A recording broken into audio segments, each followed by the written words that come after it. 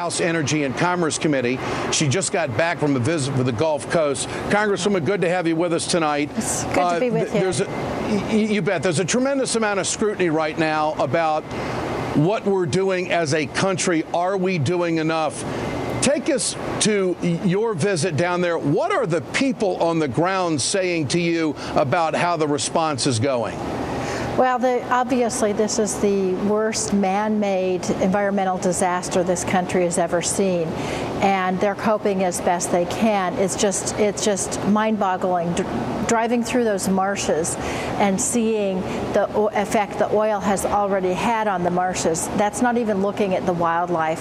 It's going to take years to clean up. And I will say, BP really does deserve to have its feet held firmly to the fire, because when we talk to folks like Chris's, other victims, the other families of the 11 folks killed, they are quite concerned about the law of the seas, and that's what Chris was just talking about, and about reimbursement for the families. The other thing that we were talking to some of the fishermen and small businesses down there.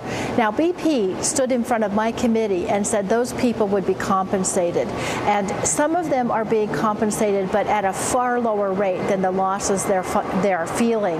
But others, like the small business people, have seen no compensation at all. And that's why I really applaud what the president is trying to do by setting up a very serious fund so that people can be compensated, and quickly. This is the high tourist season. Congresswoman, hold on now. You're saying Sure. that the president should be commended, and I'm a fan of the president as well, and many of our viewers are. But right now, the American people aren't sold on what's happening. 71% of Americans say President Obama has not been tough enough on BP.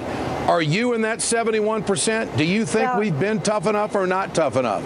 The president has been ratcheting up the pressure, I think, as appropriate.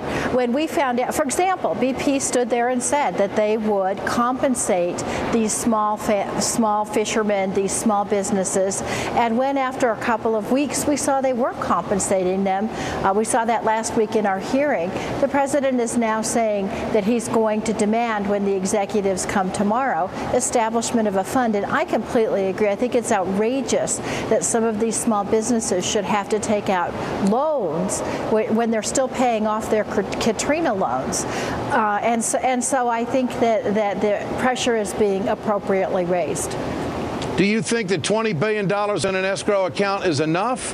And do you think that the government do you think that the government is going to be able to streamline the process to get the money to the people? I think we can streamline the process to get the money to the people. It shouldn't be that hard. Let me give you an example. We talked to a shrimper down there who's kept all of his records.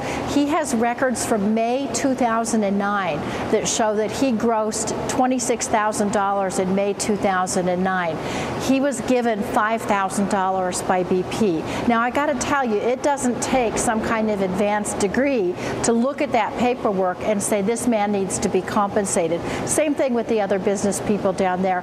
I hope $20 billion is enough, but in any event, it would be a good start to giving some of these folks the compensation they need.